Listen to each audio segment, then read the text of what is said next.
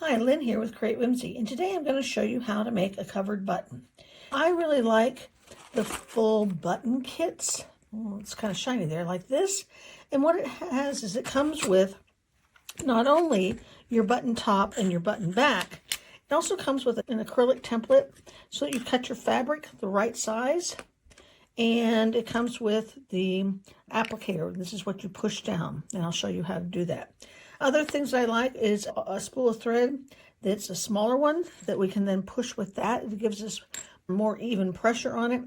A fabric marker. I like these friction ones, and a good pair of scissors. I prepared my fabric by placing really lightweight fusible interfacing to the wrong side of the fabric. And what that does is it gives it a little more stability. And also, if you've got a thinner fabric, then the shine from the button won't shine through the fabric. I've got the acrylic template on my fabric and just trace around it with your fabric marker. And the friction pen comes out with heat, but it's all on the inside anyway, so it really doesn't matter. And cut out your circle. I really like these Karen Buckley Perfect scissors.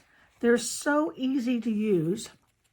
They've got a serrated blade, and they're great for projects like this where you want to cut in a circle and cut all the way to the point. They're really, really sharp. Okay, so I've cut out my circle. Now what you want to do is we want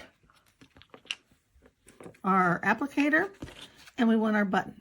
So we want to place the button top right like that and put it in the plastic applicator. And try to make sure that you're pretty even with your fabric ruffling around the edge. Get it in nice and good like that. And then fold in the excess fabric from your circle. Pretty easy. And then place your back on top. And you want it centered. And then you take this and you can try pushing it with your own hands, but I find it a lot easier to push it with a thread spool. Oh, and I just heard it pop. You'll hear a little bit of a click when it clicks in. And then you can just take it out.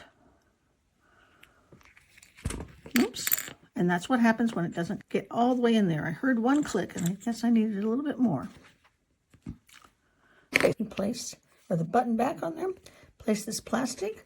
I like to use a spool of thread.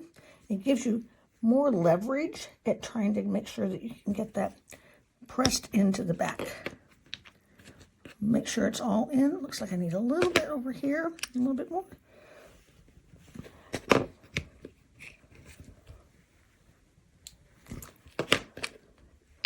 And I've got a covered button ready for a garment.